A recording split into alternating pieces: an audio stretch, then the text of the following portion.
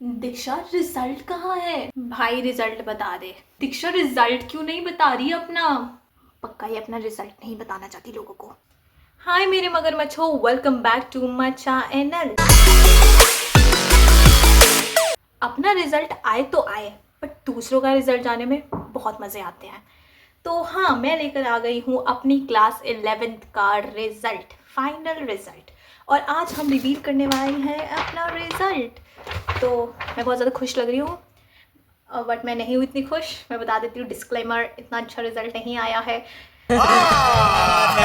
झूठ बोल रहा है। मैंने अभी तक अपनी स्कूल की यूनिफॉर्म भी नहीं उतारी है। मैं सीधे तुम्हें रिजल्ट बताने बैठी हुई हूँ। मैंने कुछ भी नहीं करा, मैं सीधे यहाँ पे रिजल्ट बनाने के लिए, वीडियो बनाने के लिए बैठी हूँ। क्योंकि रिजल्ट रिएक्शन पे व्यूज़ आते हैं। वो अलग बात है कि मेरी वीडियो कोई देखता नहीं है और इस पर व्यूज़ नहीं आते, बट अगर तुम्हें देखना है तो फिर तुम देख सकते हो। क्योंकि रिजल्ट किसको नहीं जानना होता किसी का कि किसके कितने नंबर आए हैं। तो देखो मेरी वीडियो। सो बिना टाइम वेस्ट किए हम रिजल्ट पे आते हैं, क्योंकि तुम लोगों को वही जानना है कि मेरा रिजल्ट क्या है। तो we'll keep it crisp and simple. तो स्टार्टिंग ऑफ विद मेरे, अब तुम्हें पता ही होगा मेरे पास पीसीबी है और ऑप्शनल सब्जेक्ट मेरे पास फाइन आर्ट्स है and English is compulsory. So we'll go. सबसे पहले मैं ऑप्शनल सब्जेक्ट की बताऊंगी, उसके बाद मैं इंग्लिश का बताऊंगी, उसके बाद मैं अपने मेन सब्जेक्ट्स पे आती हूँ। So let's begin. तो सबसे पहला है हमारे पास पेंटिंग फाइन आर्ट्स, जो मेरे पास है क्योंकि मैंने ये चूज़ किया क्योंकि मुझे फाइन आर्ट्स अच्छी लगती है। सो और मैं अपने वो भी बताऊंगी कि मेरे कहाँ पर कमियां हैं और मैं कहाँ पर कोप अप कर सकती थी बट मैंने नहीं किया, और मैं कहाँ पे लैग कर रही हूँ।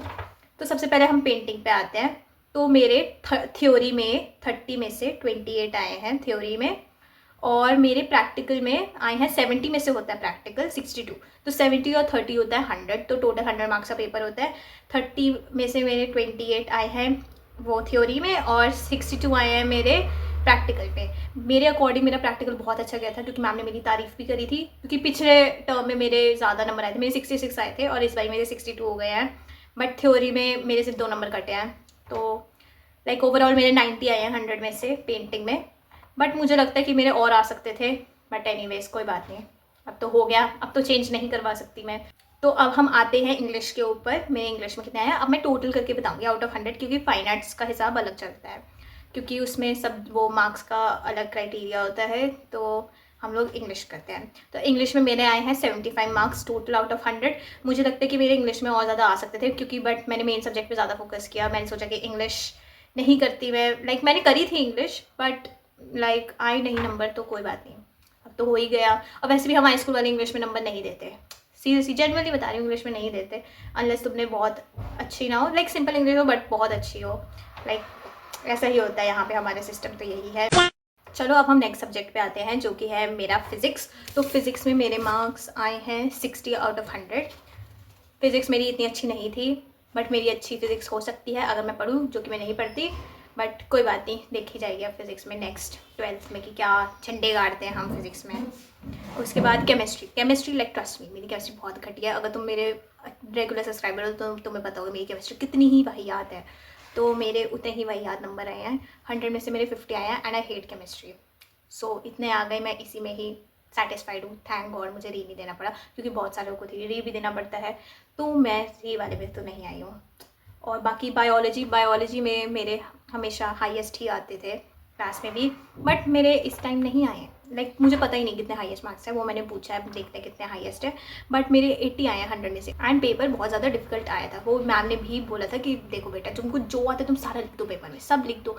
एंड मेरे पर्सनली मेरे MCQs बहुत ज़्यादा गलत हुए थे, क्योंकि mostly cell cycle and cell division से आया था चैप्टर, एंड वो वाला मैंने पढ़ा था बट एज ए न्यूमेरिकल नहीं करे थे उस चैप्टर के। और मुझे एक्सपेक्टेड भी नहीं था कि न्यूमेरिकल आएगा उस चैप्टर से एज फाइनल एग्जाम में 11th के, और वो आ गया और मुझे वो नहीं आता था।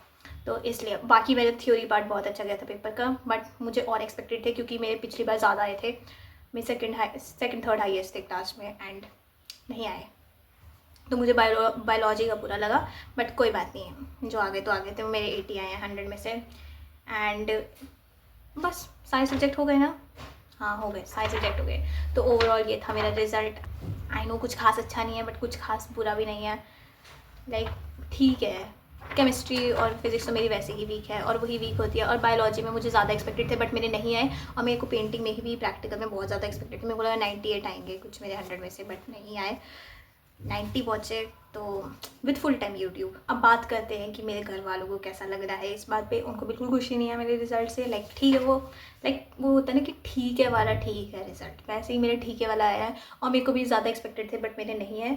तो अगली बार से मैं बहुत ज़्यादा कम एक्सपेक्टेशन लगाने वाली हूँ, जो कि मेरी कमी है। मैं बहुत ज़्यादा एक्सपेक्ट करती हूँ अपने आप से नहीं, मतलब अपने मार्क्स से, जबकि मेरे पहले अच्छे आते हैं फिर मेरे गिर जाते हैं। तो ठीक है, मतलब मेरे को समझ में आ गया कि मेरी केमिस्ट्री और फिजिक्स सच्ची में घटिया है। और तुमको भी पता है मेरी केमिस्ट्री फिजिक्स घटिया है और मेरी ठीक ही नहीं हो सकती। मेरी केमिस्ट्री जमी वाहियात बोलते हैं ना, वाहियात केमिस्ट्री है मेरी। मेरे को केमिस्ट्री बिल्कुल अच्छा नहीं लगता। Like my least favourite subject. पता नहीं क्यों डाले इन्होंने पीसीबी में केमिस्ट्री, क्वेश्चन भी नहीं कर सकते अब। एनीवेज, पर ठीक है, मुझे बायोलॉजी का दुख है और पेंटिंग का बहुत दुख है भाई, बहुत दुख। क्यों? हाँ जी, जैसे ही देखते कि मैंने 2-3 दिन लगातार मजे कर लिए, वो कहते ऐसे कैसे, खून के आंसू लाऊंगा अभी तो इसको। बट कोई बात नहीं, हंसते रहें, मुस्कुराते रहें और देखते रहिए मेरा चैनल दीक्षा थापा के साथ जुड़े रहिए। एंड अगर तुम ना चैनल पे नए हो तो प्लीज़ सब्सक्राइब करके जाना, लाइक कर देना एंड कमेंट करना कि मेरी कितनी परसेंटेज बनी है। जिसको शौक है वो कमेंट कर देना। अभी वो निकालने बैठेंगे तो फिर कर देना यार, कमेंट कर देना, क्योंकि मैं अपने मुंह से परसेंटेज नहीं बताने वाली, तुम मेरी परसेंटेज बताओ बैठ के। सो या, this was overall the video and मैंने बहुत ज़्यादा शॉर्ट रखी है ताकि तुम लोग इंटरेस्ट के साथ देख पाओ, क्योंकि लंबी वीडियो तो कोई देखने में इंटरेस्टेड नहीं होता। तो हाँ, बस मिलते हैं तुमसे नेक्स्ट व्लॉग में एंड तब तक के लिए बाय बाय, सी यू।